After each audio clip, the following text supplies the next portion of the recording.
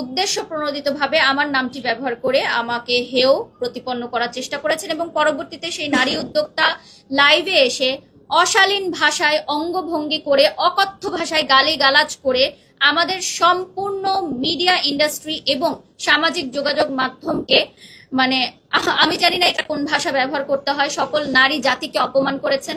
একজন মা হিসাবে আমার বডি শেমিং করেছেন। 2025 সালেও এসে আমাদেরকে বডি শেমিং এর মতো জঘন্য বুলিং এর শিকার হতে হয়েছে।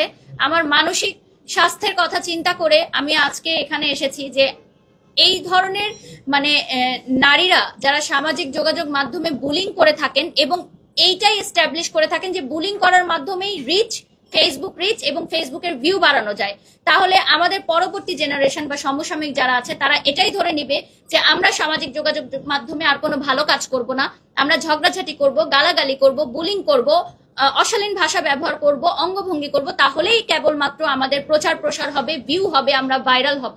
ভাইরালকে একটা নোংরা শব্দ হিসাবে তারা ব্যবহার করছেন এবং আমার নাম তারা বিভিন্ন জায়গায় ছবি সহ প্রকাশ করছেন। ওই ভিডিওগুলো ক্লিপ কেটে কেটে ছোট বাচ্চাদের সামনে অকথ্য ভাষায় ব্যবহার করা হচ্ছে, তাদের স্টাফদের সামনে তাদের স্টাফরাও যুক্ত হয়ে বিভিন্ন অঙ্গভঙ্গি করে দেখানো হচ্ছে এবং তিনি লাইভে এসে সরাসরি বলেছেন যে ব্র্যান্ড প্রমোটারদেরকে ব্র্যান্ডের মালিকরা টাকা দিয়ে ভাড়া করে কিনে এনে চাকরের মতো খাটায়।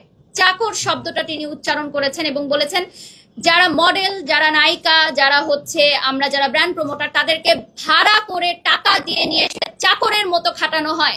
তার মানে কি আমরা যারা আছি এখানে উপস্থিত আমরা সবাই চাকর? যারা জব করছেন তারা সবাই বসের আন্ডারে চাকরের মতো খাচ্ছেন টাকার বিনিময়ে?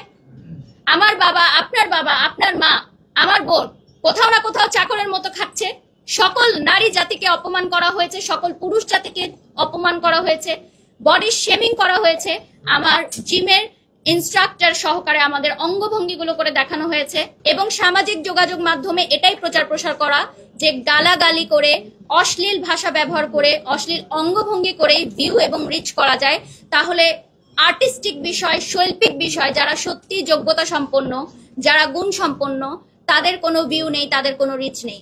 এবং এটাই আপনারা দেখেছেন কয়েকদিন রিসেন্ট অনেক ফেসবুক পেজ, অনলাইন ক্রিয়েটাররা এই বিষয়গুলোকে মেনশন করে করে পোস্ট দিয়ে তারাও রিচ, ভাইরাল হচ্ছে এবং সবাই এটা বলছে যে এই বিষয়গুলো নিয়ে কথা বললেই তো ভাইরাল হওয়া যায়। তার মানে আমাদের পরবর্তী নেক্সট জেনারেশনের কাছে এটাই প্রচার করা হচ্ছে যে এই সামাজিক যোগাযোগ মাধ্যম আসলে অসামাজিক এবং এটা কোনো সুস্থ স্বাভাবিক সামাজিক যোগাযোগ মাধ্যম হতে পারে না। আমাকে যে হেয় করা হয়েছে এটার বিচার আমি চাই, এর বিচার আমি চাই।